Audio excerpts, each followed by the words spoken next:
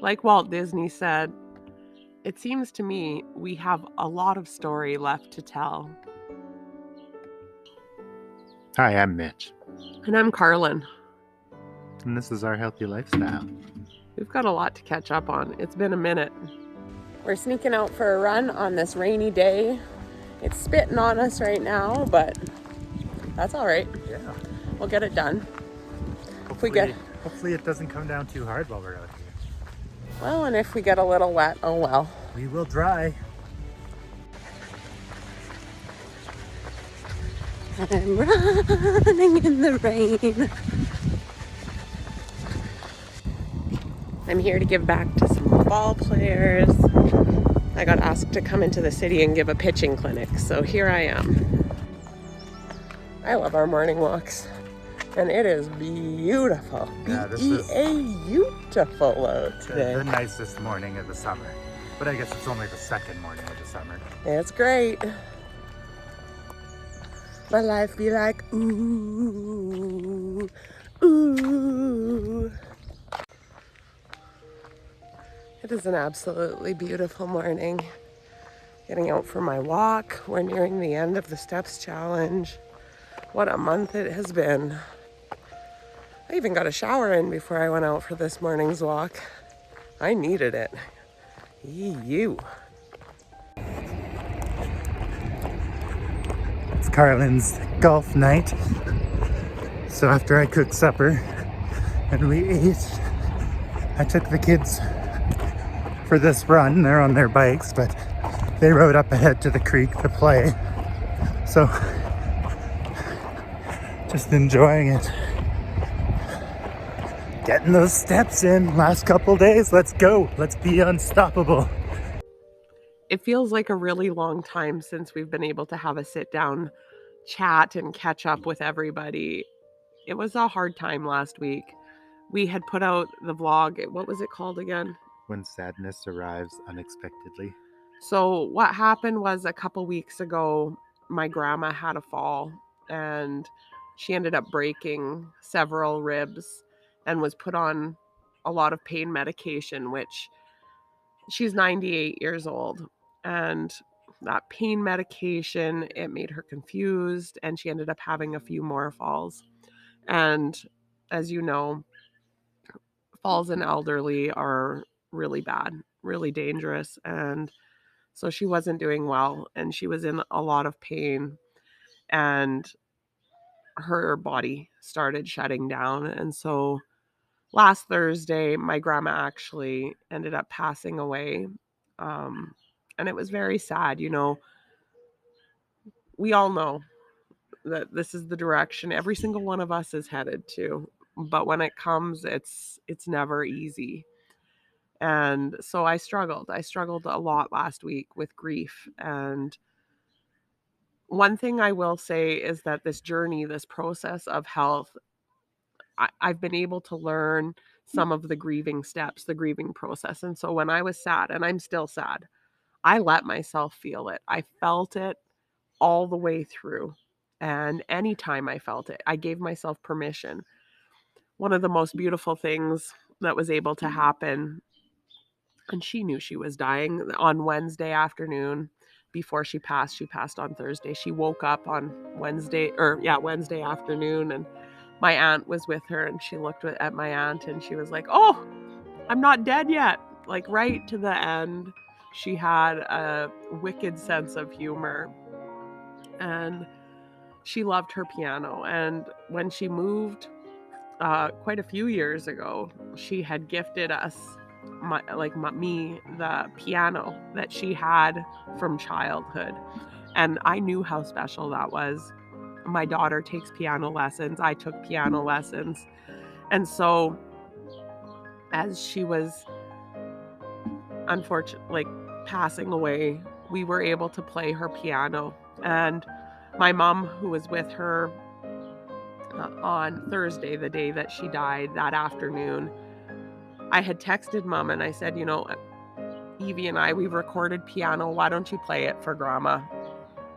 And my mom did. And she said, on Thursday, she was responding to it, and she could tell that my grandma was responding to us playing piano because anytime we played a wrong note, she would get this face like, oh, I know that's not the right note. And then further rippling from that and like being able to tell that my grandma loved listening to the music, my mom played grandma's song that she grew up listening to, which is called Robin's Return. And I've heard my grandma play that before. It is a beautiful piano song.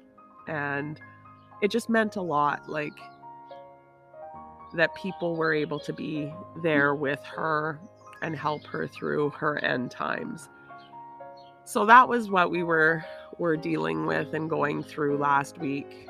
And I mean, I'm still getting very choked up about it and sad, but what an incredible life she lived. She was born in 1924, and I can't imagine, she lived through World War II. She lived through the Great Depression. She lived through the 60s, women's rights. And then she lived through COVID. And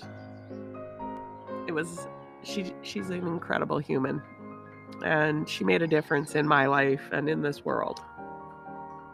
So after Grandma passed away, my mom sent me a text message and she said how much Grandma loved watching me play ball and that I should still go on a ball tournament that I had said I would go on with a team, the DBs. And so I did. And I thought, what better way is there to work through the grieving process than to be out in nature, playing a sport I love. And, Saturday was still pretty hard. I wasn't my chipper self. Like normally on the field, I'm pretty upbeat and like, yeah, let's go. Let's have fun. Let's be competitive. And I struggled. As far as ball goes. I mean, I hadn't practiced very much. So I struggled all weekend with skills. Yeah, there was some pretty funny throws at the start of the tournament. Oh my goodness. Yeah. Well, it goes to show how important practice is. And consistency. Yeah, absolutely. And so I went and I played, and Saturday, definitely not myself. Sunday, I started to see glimmers of myself, but I thought it was a really good suggestion, keep on living. Sad things happen all the time, and you can't wait for those sad things to be over to decide to be happy and keep living. And I think that was the point of the weekend. I love my grandma very much, and I'm extremely saddened by her death. And I cried, I screamed, cried, and I let myself feel that, but I didn't stop living. My grandma was a big-time ball player when she was younger, and she was a pitcher, and so I guess I take after her. So hopefully she's watching this weekend from out in the universe. One thing I did stop doing, though, was eating healthy. Holy smokes, between being incredibly busy with end of school year and grieving and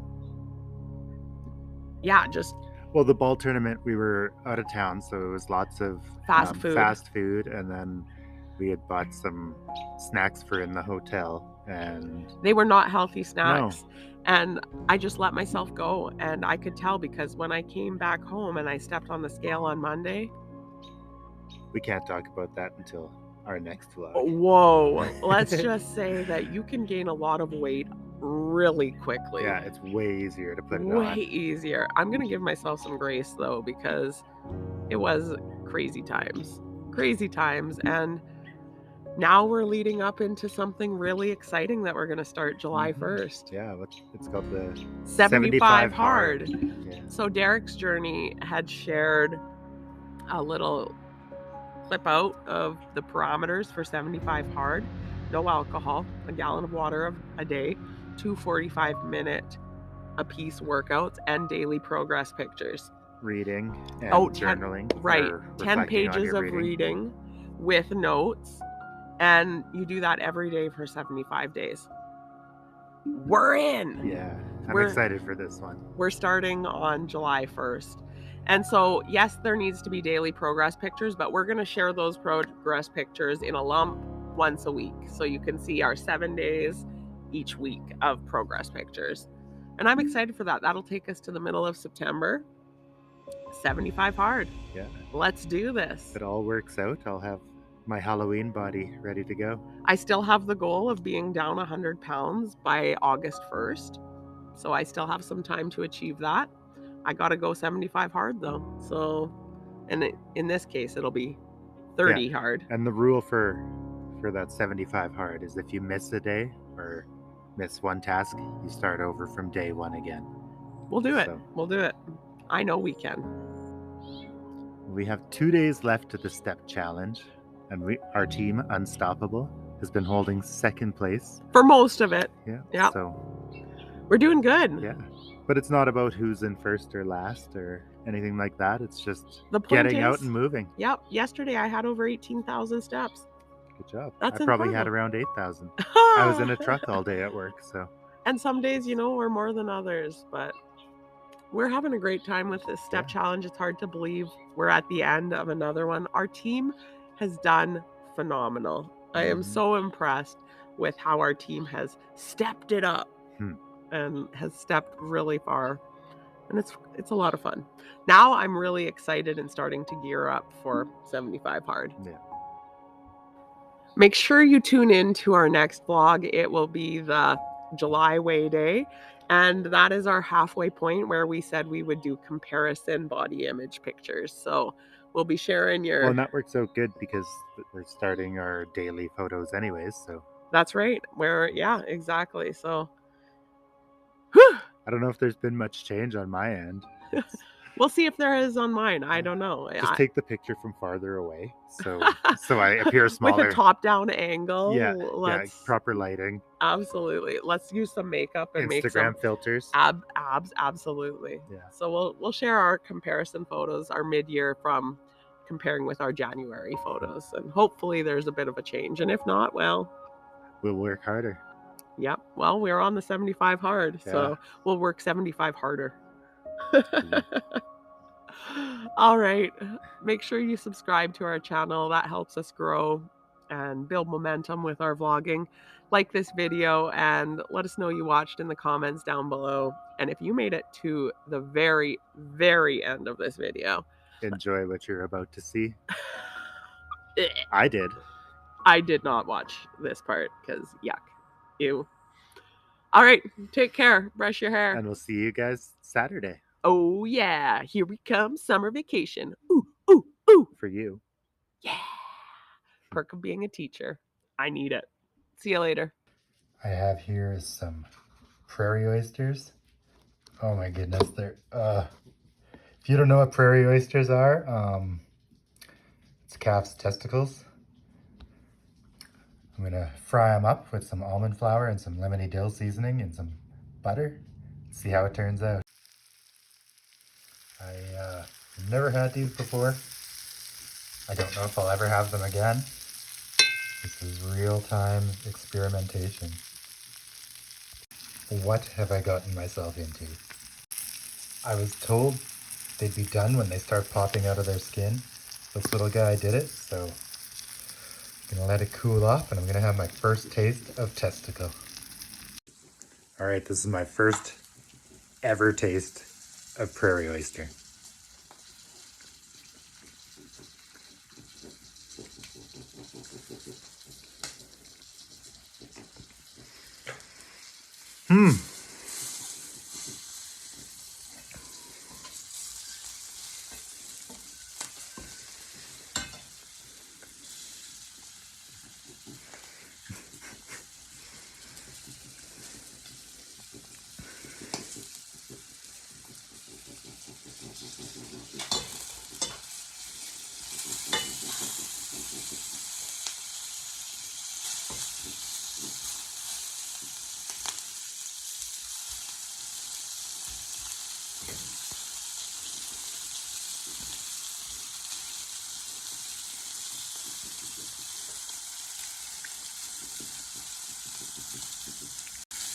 That was not the best thing I've ever had. Texture-wise, it's quite strange, but they don't taste awful. But I gotta go.